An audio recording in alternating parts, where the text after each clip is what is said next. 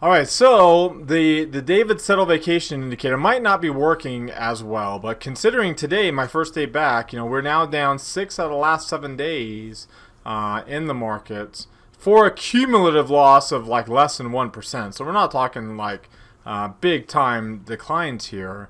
But could that be leading into something more? Could the Russell be showing us something, a leading sign? I'm going to break all that down from a technical basis, kind of give you an idea of what I saw while I was gone, and how that all culminates into what may be going on right now, what's moving, what's shaking, and then taking advantage of some weakness in an area that's showing more weakness in the broad market as a whole, and see how we can take advantage of that. So let's go ahead and get started. Today is March the 6th, 2019. This is the market outlook from MarketScholars.com. My name is David Settle. All right, well, let's start off taking a look at the S&P 500, with the market forecast indicator. So you notice that we had a third down day in a row. So right whenever I get home from vacation, now we start our little bit of a decline. And really, if you zoom in, you have to zoom in really close because the losses are so small.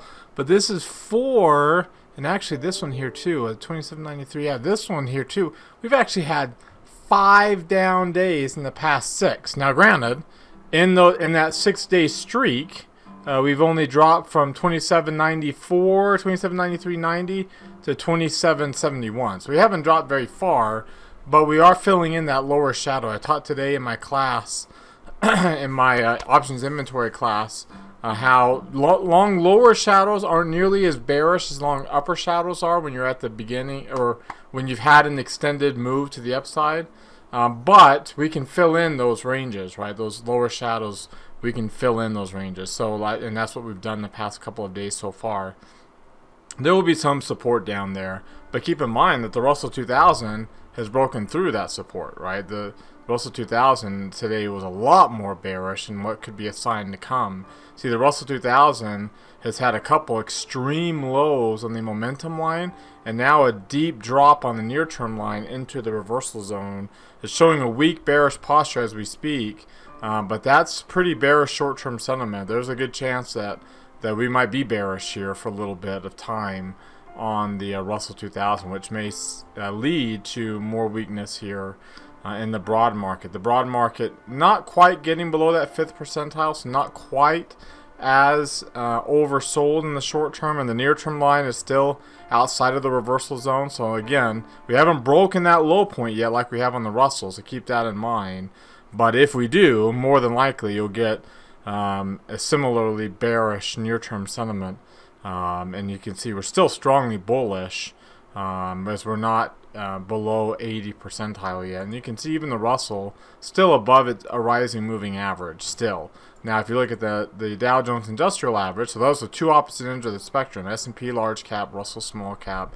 The Dow Jones actually a little bit further on the large cap side, blue chip index, a little bit more bearish, but not quite on the short term line, but the near term line a little bit lower and still in the lower half of the chart. So the near-term line now, after a nice good near-term run during this 7-day streak, 6 out of 7 days down for the Dow, it's been below 50 for 1, 2, 3, 4, 5, 6 of those days. So it's a pretty extended run to the downside. See, the near-term line for the S&P 500 actually produced a bearish high point.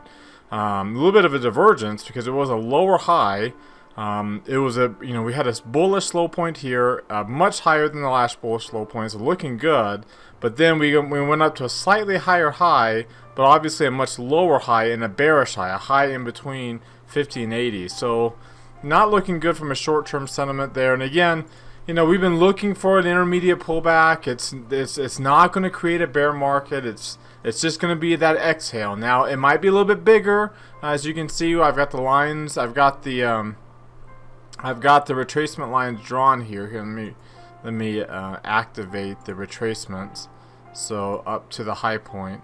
So there's your high. We did get up to that 78% Fibonacci retracement of the decline, right? So we had this decline. That's the blue lines. We bounced up to that level, and now we're getting some weakness. And you can see that's the blue lines. The red lines are the retracement levels of the current of the current move higher. So we can pull back down into that old 50% Fibonacci retracement area, and that would actually line up with a 38%. That's 2645.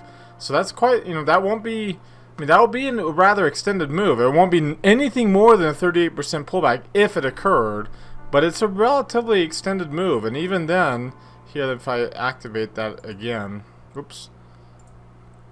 Well, let me draw actually. I want to add here. We're all kind of sitting on top of each other. Here we go.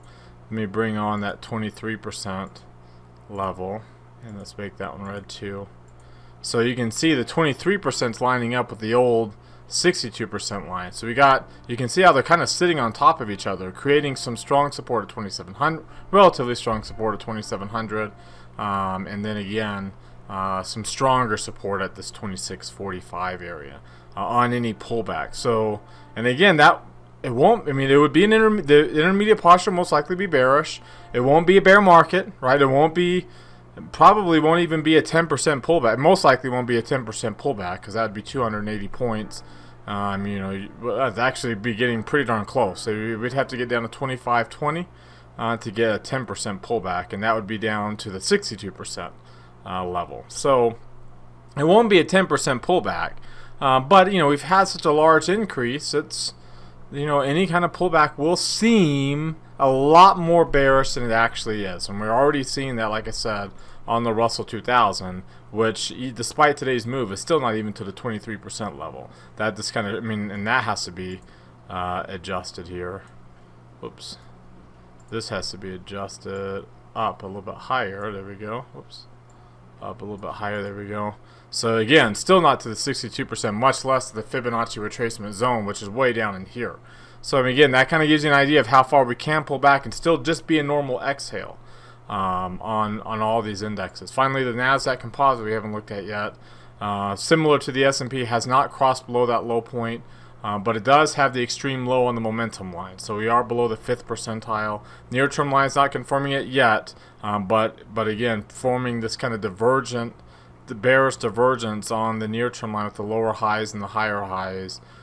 Needless to say, short-term weakness is starting to play itself out into the potential for more of an intermediate pullback. We've been looking for an intermediate pullback for a long time, and like I said, if and when we do get it, it might be a little bit bigger than what you may be comfortable with, because this rally has been a lot longer and a lot bigger than probably it should have been. And so we'll pull back a little bit more, but it won't be anything more than that. The bullish trend is obviously intact here, so any intermediate pullback will be similar to what we had over here in 2018, where we had a little bit of a pullback there, and then we had another intermediate run that started off of that. Now, before we look at some other charts, a reminder to subscribe to our YouTube channel. Click that or mouse over this Market Scholars logo right here in the bottom right corner of your video, then hit that red subscribe button that pops out. Also, click the thumbs up icon that's down below the video. That tells me two things. Number one, it tells me you got something out of the video tonight. Number two, it tells us you want us to do the video again tomorrow. So a quick, easy way to give us feedback. You can do that right now while we're talking. Also, comment down below on what you did get out of the video tonight. Was there anything that stood out? Any questions or comments about what we discussed or what we haven't discussed? Scroll down there below and comment on what you see tonight. Also, subscribe to our daily market outlook email list. There's a link that's popping up there in the top right corner of your screen. Really easy way to subscribe. Also, follow me on Twitter for more content in between the videos from day to day, and join our daily market outlook community that we created on Facebook. If you want Twitter and Facebook to keep pushing you our content that Brandon and I create, make sure that you engage with our content. Really easy way to do that. Again, if you're watching the video, to scroll down while you're watching, scroll down below the video. Click this heart on today's Market Outlook tweet. That opens up a new window. You might have to log into your Twitter account, but you can like it from there. Really easy way to do that. Click this image. It will take you to your Facebook account, and there you can like today's Market Outlook post there and share it with others as well. Again, the more you engage with our content, you're telling Twitter and Facebook that you want them to keep pushing you our stuff. And then also, again, is a really easy way to let us know that you liked it, that you got something out of the videos each and every night. kind of like a substitute for sending out a survey, a customer survey after everything, saying, hey, how satisfied are you? So really one-click way, just click that thumbs up or the heart, and that lets us know that you liked our video today and you want us to keep doing it. Alright, back to the charts. Now we're only 3 days in. We still got 2 more days left in this week, but it's looking pretty bearish of a candle here this week. Now, not surprisingly, we'll get we've got the golden cross, and typically when you get a golden cross, you'll test that 200-day moving average, just like you expect to test the 200-day moving average after the death cross. In this case, if it holds, then you're going to be then we're entering a bear market. And if it doesn't hold, then it leads to a golden cross. Same thing. If this golden cross holds the retest of the 200-day moving average, then we expect the bounce and the long-term trend to continue, like we saw back here. In fact, in class today, we kind of looked at the current setup is very similar to this time frame right here in April to June of 2016. So we very well could get that right now, especially with how low volatility is. You'll see here in just a second. So it's a pretty bearish candle. You look at the Russell 2000 and you can see even more of a bearish candle, and it has not got the golden cross yet. So it's a little bit more of a decline. Now you also notice on the S&P 500, the Heikin Ashi, we are really threatening with the little smidgen of a lower shadow, just very, very lower shadow here today. But you can see also the body of the candle is getting a lot smaller relative to these other bodies. Again, those are a couple signs of transition weeks from a Heikin Ashi perspective. Smaller bodies and lower shadow, upper and lower shadow. So we're going to keep our eyes really peeled to that, whether it's this week or next week, for that occurring. And then, of course, you look at the Dow Jones, well up above its 200-day moving average, hitting that 26,000 level, getting up above it a little bit and pulling down, and then the bearish engulfing that we're getting as of right now on the NASDAQ composite. Again, very similar patterns on all of these. The Russell being the only one, because they had pulled back the most, the only one that hasn't gotten the golden cross yet. Let's take a look really quick at the 3 green arrow charts. For the S&P 500, we have 2 red arrows. We actually finally, for the first day, closed below the 8-day exponential moving average. We're still holding the 17-day, and we haven't closed below the 17-day for a long time either, right? It's been really since right there, since January the 4th is the last time we closed below the 17-day exponential moving average, which is the red line. The green line is the 8-day. January the 3rd is the last time we closed below the 8-day exponential. That's a 2-month run of staying up above. We got close a couple of times, but closing up above the 8-day exponential moving average. That is quite the run, and you can see obviously we are getting some weakness on the MACD and stochastics. Have been for a week now while I was gone. So not surprising, that we're getting some weakness here. The lines are starting to converge as the blue line falls down. I mean, we talked about how extreme we were above the 30-day moving average over here. That's starting to converge. It's very, very typical heading into an intermediate pullback. Nothing alarming, just typical of an exhale, right? We've had a big old inhale, and we might get a little bit of a bigger exhale than what we are more comfortable with. But if you're going to take that big of an inhale, you're gonna have to release some air, right? You're going to have to let it out, and that's kind of where we're at right now. Now let's look at the intraday chart, and it's kind of an interesting chart here. We were really in a sideways range. I left for vacation right here on this Monday, and we pretty much stayed sideways, aside from this Monday, which was a really, really big range, relatively bigger range. But we closed off of the lows, well off of the lows. You can see there's the lower shadow. The purple line is the Heikin Ashi Open on the weekly candle for SPY. So there's your lower shadow right there. Very, very, dipping your toe on the water, so to speak. And we're still trading. We're trading at the low end, basically at support, at the low end of last week's range, and at that Heikin Ashi Open. And you can see this even then, we're still easily in the upper half of the trading range. Now that's going to move up as this bottom line moves up. Obviously, we're not going to be hitting a high probably in the next day or two. We probably won't, barring any unexpected news. But it will take a few days. In fact, it will take by the end of next week, really, to get this lower line to move up to here. The rest of this week and all of next week, we'll get this lower line to move up here.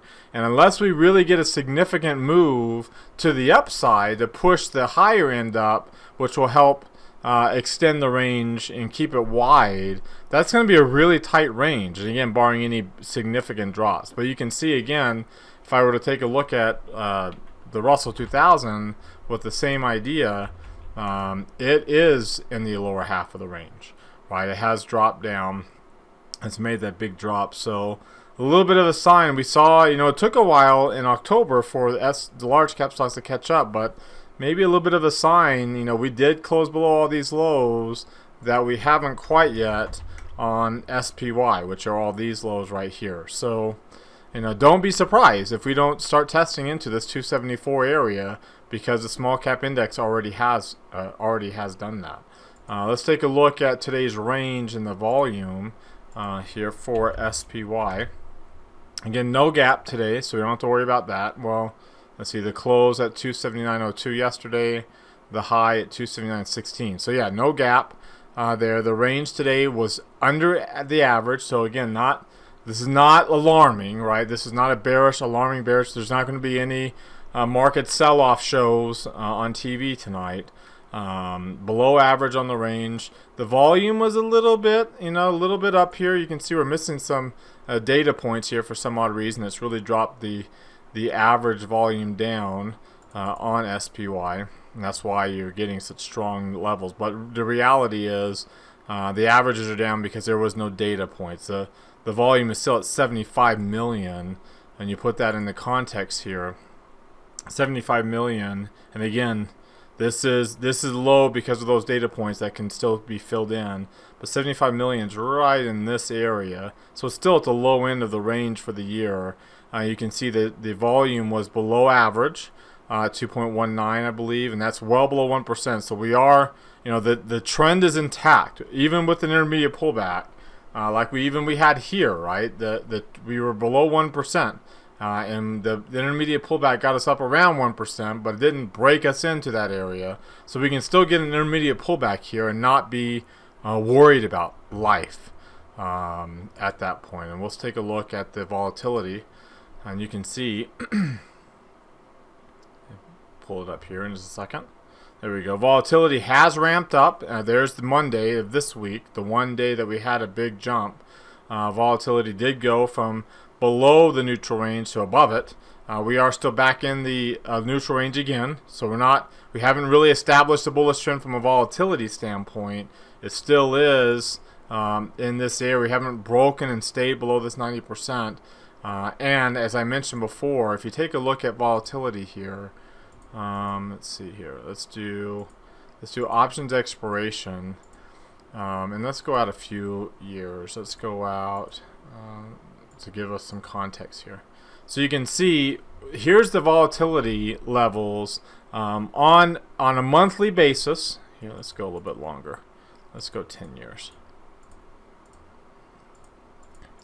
This is a monthly chart, but not your typical monthly chart. The monthly period begins with the options expiration, the Monday after options expiration, and ends with options expiration for the next month. So that's the monthly period, and you can see that the range here for volatility here since October, when we had this spike, and usually these occur in a month. We had a couple of months here of volatility spikes because of the FOMC, but we had a 17.5 point range in volatility in October. At the beginning, when we started the bear market at the beginning of October, the 20% correction, that was not a bear market, to say the least. Then the next options expiration period from October to November was relatively quiet. We had a 12-point range, and then it really kind of fell off because of the FOMC meeting between October and December, and then the Monday after the December expiration, the VIX spiked up to peaked at 3620, and then fell. It had a trading range of 19 points.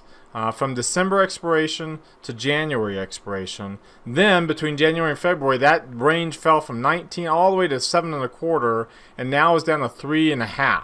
That's a really, really small range. Now, we've seen these small ranges before that precede big spikes, when they fall into extreme lows. Obviously we're not to an extreme low here, but we are to a low point, right? This 90% level can act as a support, especially when we've fallen so far so fast. Again, very similar to what we saw here in April. Here's that April to June time frame. There's June right there, where we jumped up to over 25 on the volatility index, and the range in between March and April expiration was down to 3.75 points.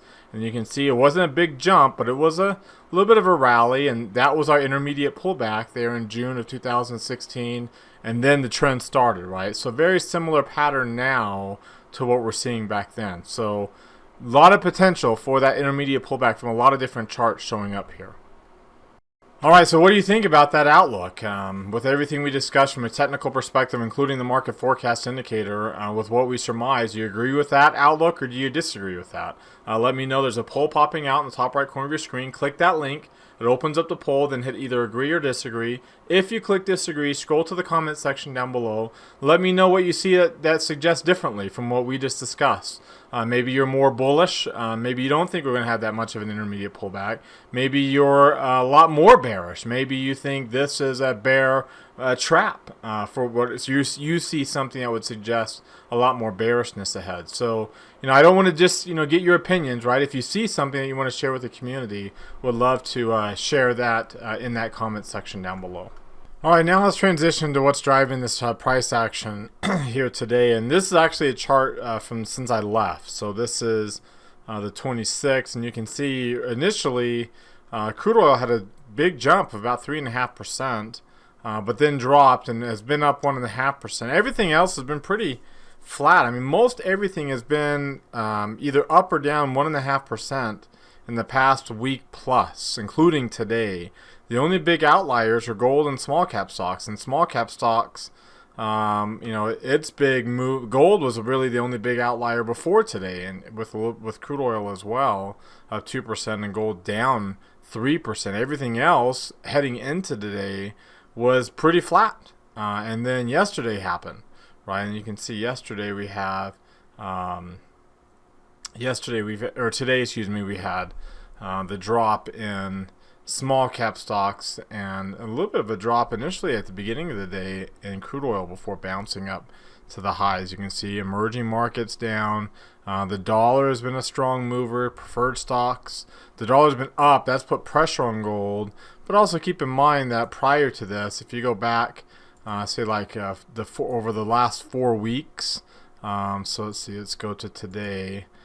So here 1 week would be the 28th. 1, 2, 3, 4. So here's the 4-week chart heading into today. Crude oil has been a big mover. Small cap stocks have been a big mover as well. You can see agricultural commodities not really buying this idea that the trade war is done, right? Because that's it gets impacted by the trade news because China is such a big consumer of those types of commodities. You can see gold was a really big mover initially here at the beginning of this 4-week period, but then has dropped off. Emerging markets also had a good run. It's dropped off from that rally, and you can see small caps dropping off, but crude oil not. So crude oil still holding up pretty well. Large cap stocks also holding up relatively pretty sideways during this period of time. On the other end of the spectrum, bond prices were down. Let's take a quick look at how bond yields have been doing on a long-term basis.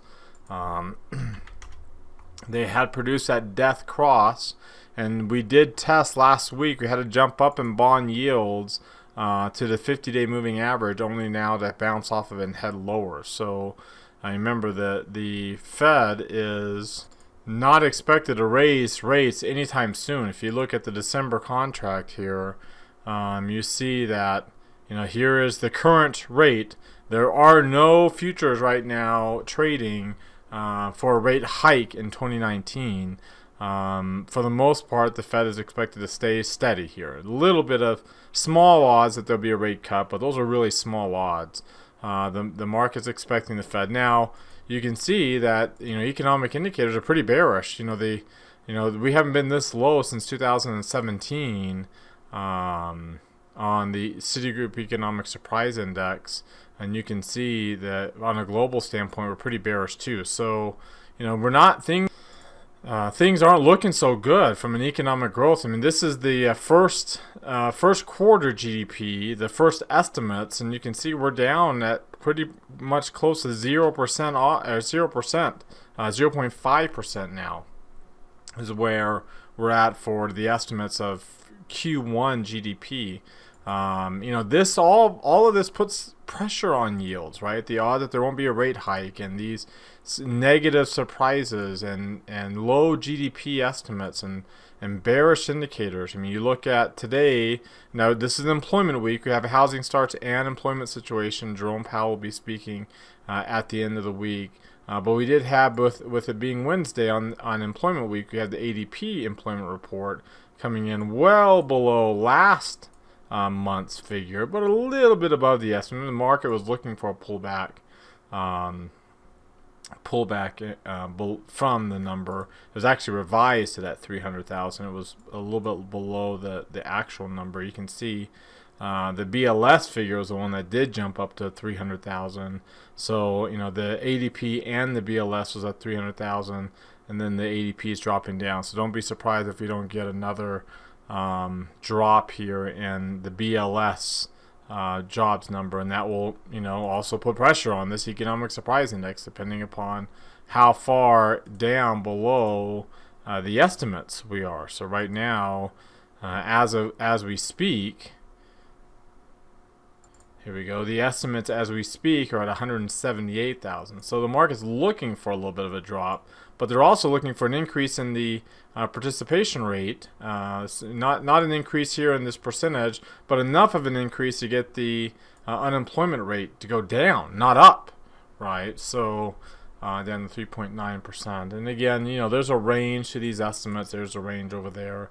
Everything else is pretty much expected to be flat with a small increase in the year-over-year rate. Here's the year-over-year growth rate in jobs, and it's continuing to rise. And so, we'll see, if we start to roll over a little bit here, that's going to, again, another reason to put pressure on yields. And it doesn't necessarily mean that stocks have to go down, even though stocks typically have gone down during these when bearish move in yields. But here's a bearish move in 2016, where stocks started the year down, but then started to rally, and especially coming off of that June, you remember, we had a decent rally during a death cross on yields. Same thing here. We were pretty bullish here in 2014 with QE. We were pretty bullish on stocks during this time that yields were falling. So, if a drop in yields doesn't necessarily mean stocks are going to go down, but it generally means that there's a good opportunity for international stocks, because you would expect that the dollar index would also kind of follow that lower. It's still on this bullish trend. It's unable to get to new highs over the last, since the beginning of the year, it's unable to get to new highs. But we're still above the rising 50-day moving average and 200-day moving average. But we'll see until we break through to those new highs. We're kind of stuck in this range here, and lower yields will put pressure on the currency as well. And again, that's all fine. Pressure on the dollar just means that there's opportunity for bullishness here in emerging markets, as well as other international areas like developed markets, which have been doing really, really well during this bounce, just as well as the U.S. markets have. In fact, if we take a look at the 12 grid with the 12 biggest economies here, you can see. Here we go. You can see that they're all green except for a few. There's a few that are red: Russia, Japan, and Korea, but they're just barely red, right? They're not very strongly bearish. The one that's been the most bearish is the one that's been the most bullish, and that's Brazil. It's got a strong bearish posture below 20 in the intermediate line, and we're below a falling moving average. So it's got some potential to underperform here for a while. Everything else, especially in the developed spaces, are just pulling back to moving averages. Look at India breaking out like a rocket ship here to the upside. So again, this all benefits from a weakening dollar. Alright, so since I went on vacation here, this is the run, for the most part, pretty sideways. Nothing no big outliers outside of a 1%, 1.25% move up or down. The only outliers are really healthcare, and that occurred really today, and industrials today too. You can see for the most part everything down. Communication services and utilities, interest rate sensitive areas, and real estate all rallied. We're all up during this time frame when the market's down about 1%. You can see other discretionary areas kind of matching the market, and like I said, healthcare with the biggest loss, but not much of a loss. Industrials and materials, economic growth sensitive areas declining. So now let's kind of go back just for that 4-week basis here. So it was a 1, 2, 3, 4. Here's the 4-week chart, kind of the 20-day chart, and you can see again utility, interest rate sensitive areas. Utilities doing well, and then there's materials and technology. Industrials had been doing okay along with technology. Kind of interesting bedfellows there.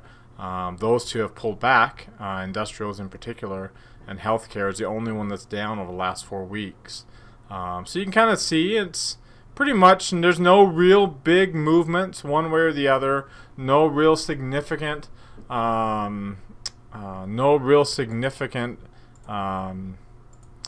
sector rotation going on, which, like I said, if we get this pullback, and most likely we will, it's not an intermediate pullback. It's not going to be as bear market. We're not going to really worry about things too much because we're not getting a real significant shift in rotation. Industrials and technology led this bounce off that Christmas Eve low point. They're pulling back some. You can see discretionary there too. You can see communication services up there. Energy, I mean, this is all, financials have done well. Everything has been up. Healthcare is pulling back. There's your consumer, your safe haven areas, real estate, utilities, staples. They're all lagging. But remember, if you were to go back even further on this time frame, they're lagging only during the bounce, right? If you go back to, sorry, here we go. Nope. To the peak of the market on the October the 3rd, you can see those two areas are up 7.5% or more, while the market's still down 5% since the market peaked on October the 3rd. With the decline and subsequent bounce, we're still down 5%. Staples is flat. Those two areas are still up because they dropped less, and they're lagging on the bounce, but they're still gaining. So again, when the markets kind of get really overbought, that's when your rotation shifts into these areas. They hold their value really well during declines. They might lag during the bounces, but from the decline to the bounce, from peak to peak, they do pretty well. And this is obviously not including the dividend payments that come from them. They tend to have that bigger dividend payments as well. So you kind of get an idea of why these dividend payers do so well, and especially in volatile markets. But we're not seeing a significant shift yet in rotation towards those areas. That's why I'm not worried about a massive pullback here. If I were to go back even further and just go to, like, say, the beginning of September, so a month before the market peaked, you can see how there's these areas. So here's the market peak right here in October. There's energy and industrials. Healthcare was holding up here. Utilities and staples were doing pretty well ahead of the market decline. They held up okay. A little bit of a drop in utilities and real estate on this kind of spike in yields, but then they rallied. Right, they rallied while the markets pulled back, and that's kind of what we expect. And I don't see that rotation now to suggest that we will get anything more than just an exhale on any kind of short-term weakness. All right, one stock that's leading a little bit of this weakness that's in the semiconductor area is Micron. Micron has been a little bit more bearish than the regular stock. Stock market has been. It's had a nice, good run off that Christmas Eve low point. There's this Christmas Eve low at 28.39, all the way up to a high of 44. So, 16-point move on $28 basis, that's not a bad move. Not a bad run here. And we're getting a little bit of a pullback. And again, probably nothing more than retracement, but enough to be a little bit bearish here on the stochastics with some decent volume showing up. If you take a look at the Bollinger Bands for Micron, you can see kind of pushing that lower Bollinger Band down. and kind of hitting some volume resistance in this area, this volume node in the top end of this, and then heading towards this bottom node. Again, we don't have to necessarily be too bearish on this because we're not expecting the markets to trend to the downside, but there's opportunities to take advantage of weakness when we see it. And you can see the minus, the DI minus crossing up above. Here, let's pull up the other DMI indicators here. Here we go. There's the DI minus crossing above the positive, both up above 25. You're getting the negative, the below zero on the oscillator, and you're pulling down on the stochastic extreme. So all bearish setups on the stochastic indicator. And then if you take a look at like the 3 green arrow chart, this is a regular 3 green arrow chart. You can see obviously getting below the 30-day moving average, the 8-day also crossing below the 17-day. So a little bit of bearishness here. Look at the long-term view. We had been so bearish on this. We've had the death cross. We got up above the 200-day moving average. We're all the way back down below the 50. Again, sets up for some weakness. I'm not going to buy a put trying to get it down to 20. But we can look to sell a call option here in this April expiration, 45 days out or 43 days out. We'll sell this mid-30s delta. We'll go out and buy this 44 because we can, right? We need, on a $3 wide, we need at least 70.5 cents, and we're getting 73. So we can go out $3 wide, and that helps spread out the risk a little bit. It gives me a $73 gain.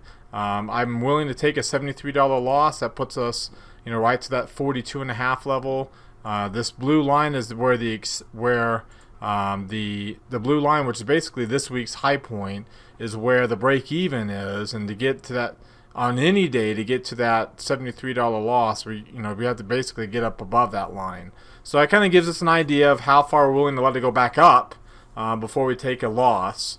And then if we are already able to get half of that, you can see how we can get half of that gain a lot faster than the other half. So if we can get half of that gain here, right around $36 or so, then we'll take it. All right, we'll take it and we'll move on and look for something else. And again, just taking advantage of some short-term weakness on any kind of short-term pullback or exhale in the market in an area that seems to be a little bit more weak because it hasn't gotten that crossover yet. It hasn't gotten that bullish crossover like we're seeing in the broad market, and we're back below 15 200-day moving averages. So there's a pocket of weakness here that may be susceptible that we can take advantage of.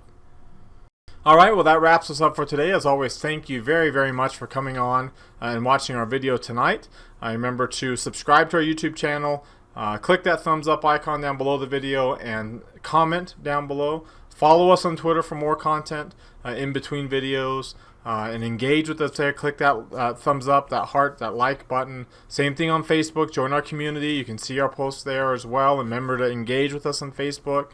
That way, Facebook keeps pushing you our content, and always join our daily market outlook email list. And again, thank you for watching. Have a great rest of your evening, everybody, and we'll see you all next time.